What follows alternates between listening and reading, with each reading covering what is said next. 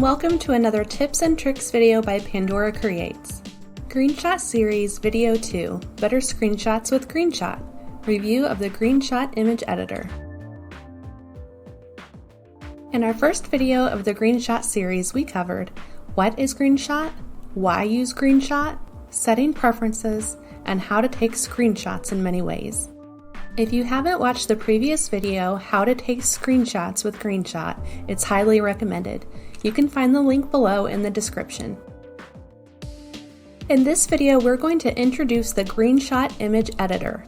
We'll start by taking a quick look at the Greenshot website so you know where to download the software, check the current version, and get help. And as a refresher, we'll take a basic screenshot. Then we will go into the main objective of this video, which is to do a quick review of the Greenshot Image Editor's main toolbar. Watch our next video for an advanced and deeper dive of all of the powerful tools in the Greenshot Image Editor. Don't forget to bookmark our Greenshot playlist for quick reference and like and subscribe to our channel for more great content. Let's get started. As we covered in our last video, you can get Greenshot for free by going to getgreenshot.org and choose Downloads. The current version at the time of this recording is the August 2017 release, which is what we are using for today's video. We are using the free and open source Windows release, but you will notice that there is also a Mac version for a small charge. Super tip, be sure to click on the appropriate download link and not any ads. You can also access help to view additional documentation. I recommend setting a few preferences before you get started. This will save you a lot of time in the long run. This section was covered in greater detail in our previous video. I have a couple of recommended settings on the Capture tab, which I will be using in this video. One of those options is to capture mouse pointer. As you can see, I have this checked. I like to include the mouse pointer as it is captured as a separate element or object in a separate layer. This allows it to be easily moved and/or deleted.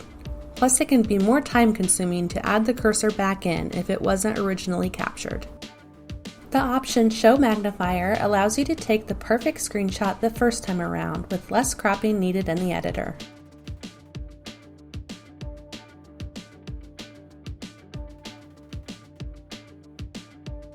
Let's stop by the Output tab. This is where you set your storage location, file name pattern, and image format. For my storage location, I created my own folder in Pictures named Screenshots from Greenshot. So no matter what I am capturing or why, a copy can easily be found and moved if needed. A quick note on image format. I like to use PNGs in almost everything I do, but another popular setting you could use here is Greenshot. This would save the image as a Greenshot file with that mouse pointer included as a separate element. If you want to save your screenshots to always edit later, then this option may work best for you. You'll also see the option Copy File Path to Clipboard every time an image is saved. To clarify, this will tell you where the file was stored when you last saved an image. This is handy if you can't find the screenshot you just saved. And finally, we'll visit the Destination tab. Go ahead and set a default destination or two. This is the action that will occur after you take the screenshot.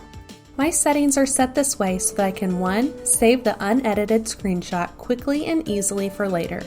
I never lose a screenshot this way. Number 2, I have an open in image editor for my workflow as I like to edit the screenshot right after I take it. After editing, you can then save it again with your changes if you like. But before taking a screenshot, it is worth mentioning that you can edit any image in the Greenshot Image Editor, and it doesn't even have to be a screenshot. You can do this by going to Greenshot in your notification area and choosing Open Image from File. Now to take a quick screenshot. I'll use my favorite way, which is using the Print Screen button and doing a capture region. Alright, I'm taking a quick screenshot and you will see, because of my preferences, that it opens in the image editor. Now that we have a screenshot, let's take a quick look at all of the tools available on the left toolbar, along with your keyboard shortcuts. We will see them in action when we go into detail in our next video, the deeper dive. First, we have the main staple, which is the selection tool, also known as your grabby hand. Okay, that may just be what I call it. Shortcut, escape. Next, you have a great tool, draw a rectangle. I use this for so many things. I use it almost as much as grabby hand. Shortcut, R is for rectangle. Draw ellipse is next, but you can also call it draw circle if you like to make them all perfectly round. Shortcut, E is for ellipse. Draw a line, useful. Shortcut, L is for line. Draw arrow, point things out. I use this a lot. Shortcut, A is for arrow. Draw freehand. I admit that I do not use this one as much because I don't have a super steady hand. Shortcut, F is for freehand. Add text box. Say it with words, in all colors, fonts, or even yell with all caps. Shortcut, T is for text. Add speech bubble. That's right, make your own comics, or just use it instead of a text box to show words. That's cool too. Shortcut, S is for speech bubble. Add counter. I love these for creating help documents or software documentation. Shortcut, I, as in I love this. Next, we have 3 tools that come with more options and do more than just one thing. Highlight gives you the options of highlighting text or highlighting an area.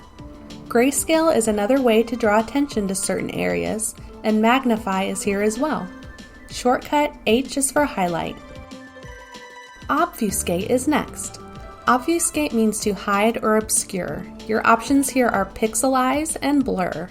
Shortcut, O is for obfuscate, which is really hard to say in my opinion. The effects tool is the last of these, and it includes border, drop shadow, torn edge, grayscale, and invert. No shortcut for this one. After those 3 tools that have varying options, we get to a few tools that are fairly simple in nature. The crop tool is next and very useful for cleaning up your screenshots. Shortcut, C is for crop. Next, you have a couple of rotate tools. Rotate clockwise with the shortcut Control and period. Rotate counterclockwise with Control and comma. And finally, the last one on the left is the resize tool, which allows you to set the exact width and height. You can also choose whether or not to maintain the aspect ratio. More on this next time. Our next video will be dropping very soon, and we will do a deeper dive to see them all in more detail. Thank you for watching, and don't forget to like and subscribe.